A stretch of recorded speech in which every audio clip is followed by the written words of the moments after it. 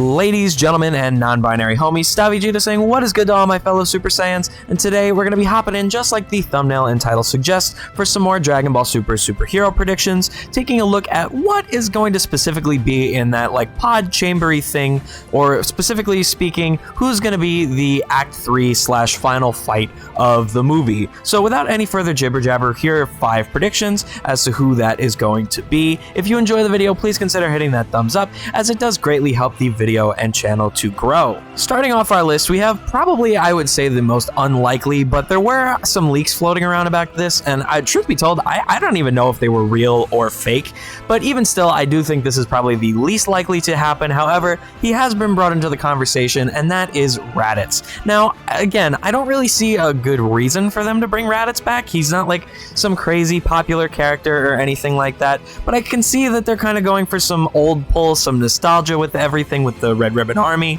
and we also have to kind of consider the fact that, well, he was the first Z villain and he did kidnap Gohan, so now with the Red Ribbon Army now kidnapping Gohan's daughter Pan, I mean, there are some level of parallels. I could see it. It's just like, again, I don't really see a reason for them to do it. Raditz doesn't really have too much popularity, too much to do with the series other than being Goku's brother. So yeah, I don't know. I don't necessarily see a huge reason for this to happen. Next up is someone who I think is a bit more of a fan favorite character, and I think if she were to appear, people would just absolutely lose their minds, and that is going to be Android 21. However, again, I don't necessarily think she's going to be a likely candidate just because she feels like she's really just been meant to be like a video game only character, and just as much as she's popped up throughout the different video games and whatnot, it just feels as though that's where she's meant to stay, that's where she's meant to be. So for her to appear in the movies, I don't know, it just seems a little far-fetched. However, it does have to do with the Red Ribbon Army. We know that in the lore, she's based off of Dr. Giro's wife, and so yeah, maybe if there's some connection between Dr. Hado and Dr. Giro that we don't necessarily know about just yet, it could be, I don't know, it could happen. Again, she seems more like they're trying to keep her to the video games only, and I'm okay with that personally. Next up, we have Android 13. Now, I know at first this may sound a bit more far-fetched than Android 21 or Raditz, but when I think you start to think about it, it does make sense, in my opinion at least.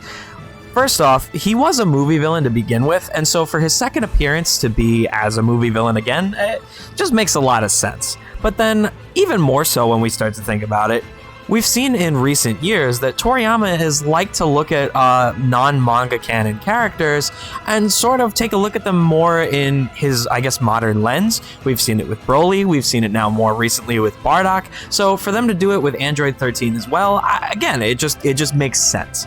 Now, do I think this is the most likely thing for them to do? No, not at all. That's why he's coming in at number 3.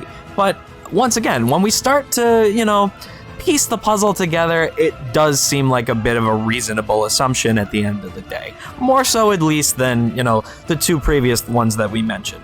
Next up, we have something that I'm lovingly gonna call Gamma 12, because I don't really know what else to say.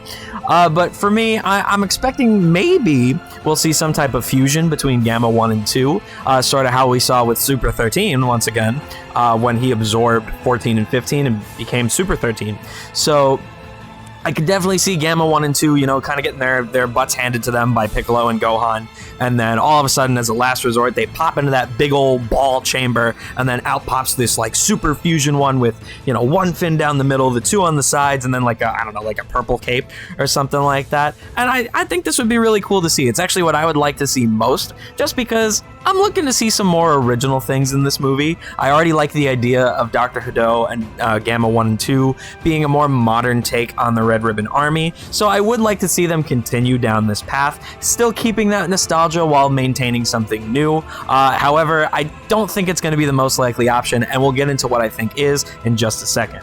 And so, last but not least, at number 1, we're going to be talking about who the most likely option is going to be in that pod, the third act antagonist, at least in my opinion, who I think is most likely. And I think we all know it, especially because, well, I put him in the thumbnail. That's going to be Cell.